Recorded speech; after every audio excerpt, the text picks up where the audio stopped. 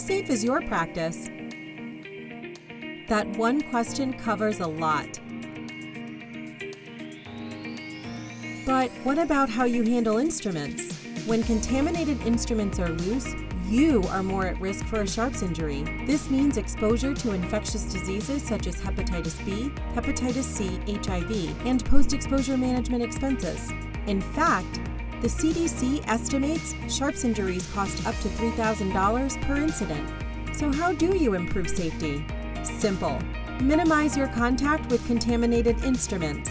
Our instrument management system keeps your instruments protected and secured within a cassette during transportation and throughout reprocessing. So the only time you touch an instrument is when you're in the operatory with your patient. Less exposure, less risk, better results. With the instrument management system, you can improve safety and compliance at your office. Connect with Ufredi Group to learn why instrument management is right for you.